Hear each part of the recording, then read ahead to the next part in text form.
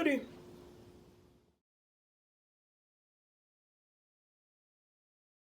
I made red beans the other day, so I'm gonna make some corn muffins.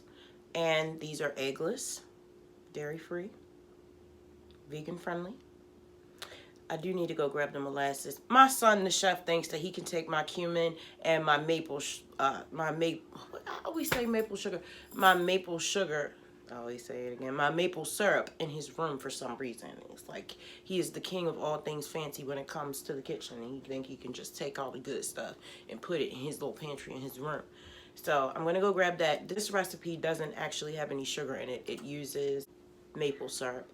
I have my oven set to 400. The recipe calls for 350, but I have never in my life made corn muffins at 350, so it's at a 400. I've got my applesauce as my egg substitute, and I'll tell you my secret ingredient in a few minutes. So the first step is to make buttermilk by adding apple cider vinegar to my nut milk.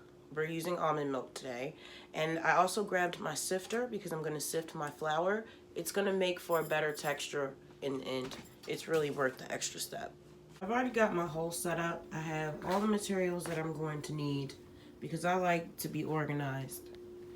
Because I am totally mental, just like the universe, and I need everything to be in order or I lose myself. So I usually double my recipes, but the last time I made corn muffins, it took them almost 2 weeks to eat all of them. So I'm just gonna make a dozen this time. So we're gonna make our buttermilk. I'm going to need 1 cup of milk and 1 tablespoon of apple cider vinegar. Let's do that. If you've been here for a while, you know that I have a serious issue with following recipes to a T. I like to give my own spin and put my own spin on it. So I'm gonna add some wheat germ because it's an easy way to add plant proteins. It's a good source of vitamin A and E, and I want to, make food that's healthy and nourishes the bodies of my family. So I like to sneak in vitamins whenever I can. So we've got our vegan buttermilk. We're going to set that to the side. It takes about 15 minutes to bubble. So let's get our dry stuff together. We need 1 1/4 cup all-purpose flour, and 1 cup of cornmeal. I did forget to grab my cornmeal, so let me go grab my cornmeal. But first, I'm gonna sift my 1 1/4 cup of all-purpose flour. I like to use a mixture of whole wheat flour and white whole wheat flour, but today I'm just gonna use the white whole wheat flour.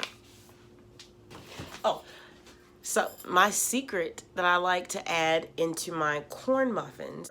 So there's something called an emulsifier, and mustard is an emulsifier. It will help water and oil mix. So because I'm not using any dairy or anything like that, I like to just use a little sprinkle of mustard in my baked goods sometimes, and you won't even taste it, just because I want a certain type of bonded texture, and I don't want a crumbly corn muffin. So I use a little bit of dried mustard. So I'm gonna go get that, my salt, and my cornmeal. Yes.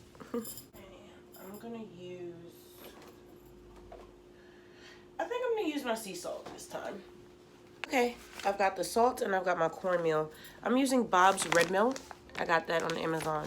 Got like 3 packs, I think for like 15 bucks, I don't know. Organic medium grind. Now, I'm using medium grind. So cornmeal comes in fine ground, medium ground, and like something a little bit bigger. It's more like sand. So this is gonna have a tiny bit of grit to it, and it's gonna make you feel full. So that's why I like the medium. Have a little bit of crunch, you know what I mean? Okay. Got these measuring cups laying about. Alright, so as usual, we want to go in and scoop the flour into the measuring cup to get proper measurement. So it's 1 1/4. I'll get to a point eventually where I have this memorized. And so this recipe doesn't even call for applesauce, but I'm putting it in there to make sure that my corn muffins are moist and not dry. Because when I tried this recipe with sweet potatoes, I just added a sweet potato. It was a tiny bit dry. Nobody said that, but it was dry. Okay, let's sift the flour. All right, I already added the 1/4. So this is 1 1/4 cup of whole wheat white flour. It actually says white whole wheat flour. All right, bong.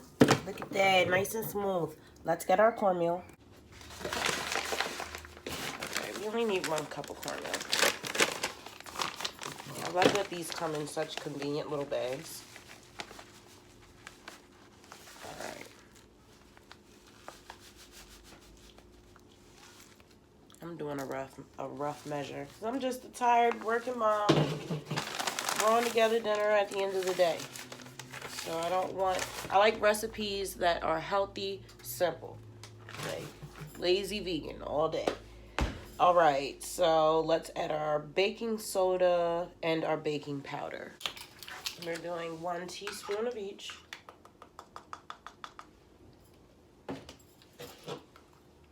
Yes, they are different things. Baking powder has cream of tartar and baking soda in it. All right, so we did that. Now let's add our salt. How much? 1/2 teaspoon. And we're going with the fine grind Mediterranean sea salt. Mediterranean style sea salt, actually, is what it says. Okay, so now is where I'm gonna add like 1/2 teaspoon, well, less than 1/2 teaspoon, much less, of dried mustard. Had to double check and make sure it wasn't ginger. Oh my goodness. Yeah, I'm gonna use, I cannot bother with this. Oh, that's a little bit much. See? Not much. Maybe even a little more. Yeah. And sometimes I'll add paprika. Don't let me get some smoked paprika. I'll throw that in there because sweet and savory go together. Those are delicious for corn muffins. And even like a little garlic, a little ginger. You know. This is how I keep my recipes fresh. I always try something different. Okay, so 2/3 a cup of vegan butter. We're going to use that. We're going to use coconut oil instead of vegan butter. So, all right, add the vegan butter, blah, blah, blah, blah, blah. Okay, so I got to melt this. So we're going to use our double boiler method as usual. 2/3 a cup of vegan butter. Let's get that measured out. Okay, this is our 2/3 of coconut oil. And we're going to use the double boiler method, basically. We're just going to boil our water here. Oven's ready. We're going to boil our water, and you can stick a bowl, anything like that, into the boiling water. Make sure that this is obviously heat resistant. This is a Pyrex, so we're good. And we're just going to melt that down. This is on a medium. It doesn't need to like boil ragingly or anything like that. I need to go grab my cups, my liners, and clean up and go over this recipe one more time. I'm going to grab some cinnamon, add a little bit of cinnamon and sage for luck. And what else did I need to do? Oh, add my wheat germ. Good luck. Prosperity. I like to speak life into our food, into my water, as I make my tea. I like to make food and my tea and clean intentionally. Put my love into what I'm doing. That's how I don't oversalt my food. I pray about everything. If you think I don't pray about not oversalting my food, you are lying to yourself. Alright, so I'm going to put like, not that much in here. Not that much at all. Just a little tiny bit. Okay? Let's go get all this stuff put away. Okay, I cleaned up some more. I lined the muffin tray and I sprayed it with olive oil spray. No, that is avocado oil, so that the paper doesn't stick to the muffins.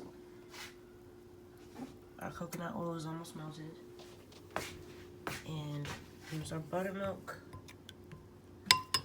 And this is our unsweetened, our natural applesauce that we're going to add for moisture. And we're going to need 2 tablespoons of this maple syrup. So I just want to go this recipe one more time. We did all that. Pour the wet ingredients over the dry ingredients. Okay, so I'm going to go ahead and pour the wet over the dry. Okay, so let's transfer the dry. Okay.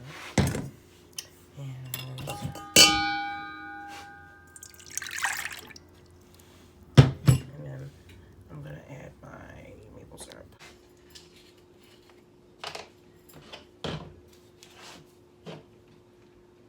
tablespoons.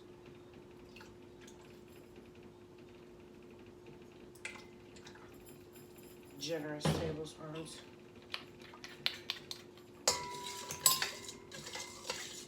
And my applesauce.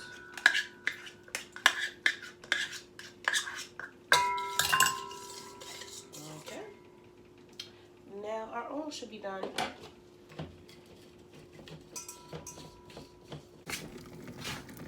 Close enough. I love Pyrex. This isn't even hot, the handle. So just a little bit warm.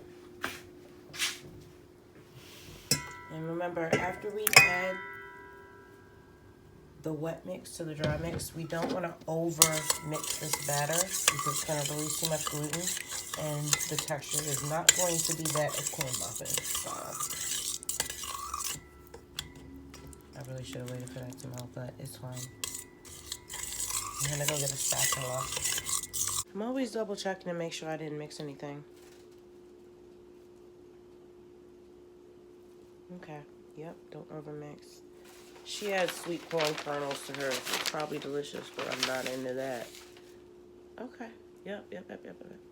So I'm gonna use this doodad because it's nice and sturdy. It's sturdier than the spatula that I have. So let's get this mixed.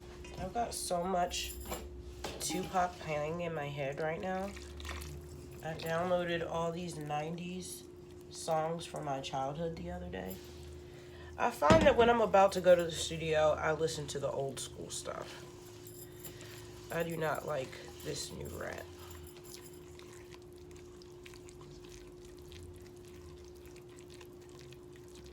This is really wet. It's because I put that applesauce in there. I'm still gonna have to let this sit for a few minutes so it can settle. I'm gonna have to get a real spatula. It's already thickening up. And see, to make up for that moisture, that wheat germ balances the batter so that it's not too wet. And see, honestly, this is enough. I don't need to keep mixing it. As long as there's no flour pockets or anything like that. Yep. It done got dark on me. Here we go, my bad. I got this, I ended up using my little spatula, and I added 2 more tablespoons of this maple syrup. It needed it. Now it's perfect. It tastes delicious. I'm gonna let this sit for a couple minutes and I'm gonna clean up. I have my handy dandy 1/2 cup scooper and I'm gonna use that to fill my little cups. That one's a little too full. These don't rise too much so you can actually fill them, but I don't want to overdo it because this actually makes exactly 12 if I don't fill them up too much.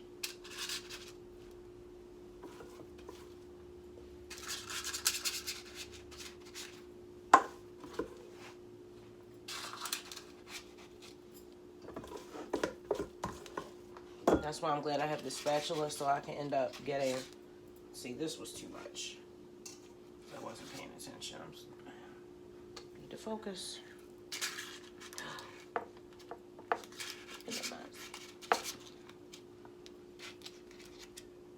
Let me slow down.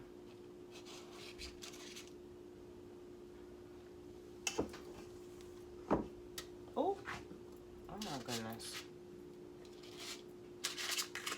I'm gonna clean that up because if you don't, it's gonna burn and make everything smoky, and then the fire alarm's gonna go off and the kids are gonna freak out.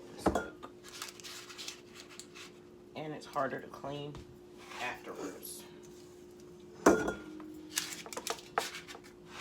I could have done a way better job. There we go.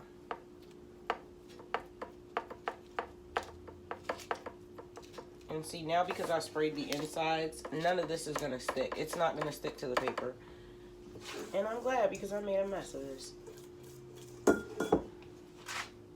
But because I put so much love into it, it's going to work out. This is going to go deliciously with my red beans. Because I let myself run out of jasmine rice. And when I went to a bodega, they didn't have the size that I wanted. I like to get the 20-pound bag. They had, all right, I was looking for the 10-pound bag because I was walking by myself. I usually have my son with me when I get the bigger size. So because they didn't have the smaller size, I was just like, all right, I'll wait. and come back. So because I don't have jasmine rice, I've been mixing the beans with noodles that I had left over from another meal. And the kids loved it. And now I'm going to make this cornbread for them to put the beans over. So this is going in the 400-degree oven at 20 minutes.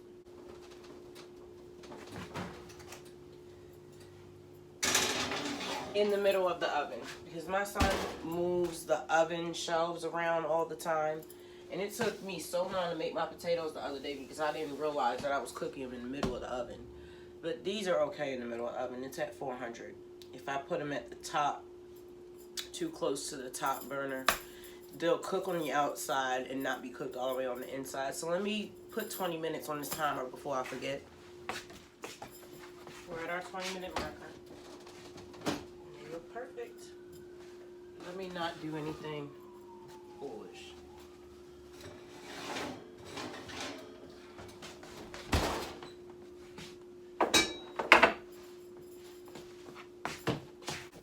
Dare I say perfect? I don't know. That's what it's given. We're going to let them sit. Let them rest. Yep, easy peasy. I was over here making some potatoes. I'm putting them in the oven, 450, 20 minutes. I'm done. I've made corn muffins, fried cabbage, and oven roasted potatoes.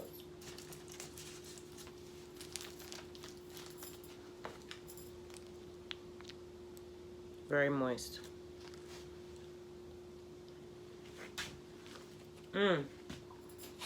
Very good. I'm happy. This was a win. Thank you so much for spending time with me in Fairy World. I'll catch you in the next episode.